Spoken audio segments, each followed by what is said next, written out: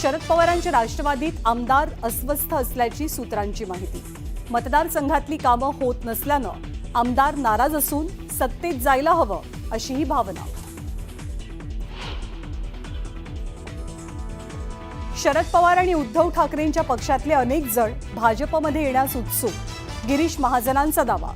तर शरद पवारांना आम्ही युतीसाठी निमंत्रण दिलेच कुठे, जिथे आहात तिथेच राहून लढावं, गिरीश महाजनांचा टोला।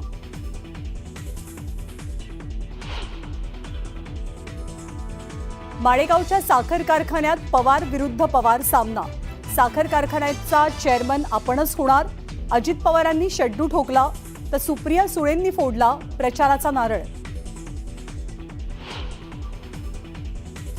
2014 आणि 2017 साली प्रस्ताव आमच्याकडनंच दिला गेला होता, त्यामुळे आता आमच्याकडनं प्रस्ताव नाही, त्यांनीच प्रस्ताव पाठवावा। मनसेच्या संदीप देशपांडेंचं भास्कर जाधव यांना उत्तर।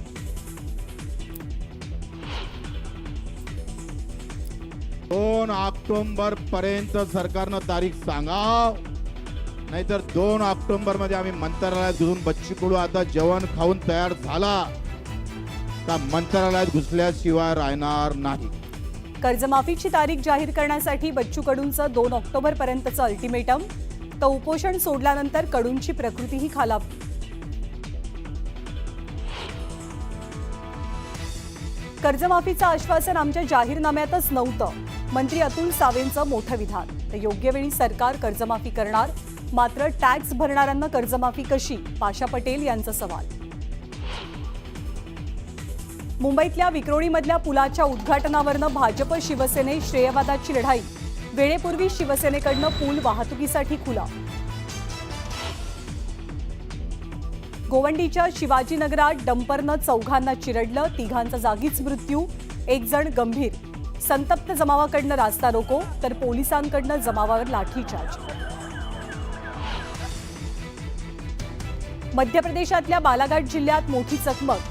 चकमकीमध्ये सुरक्षा दलाकडनं 4 माओवाद्यांचा खात्मा, सर्च ऑपरेशन जारी।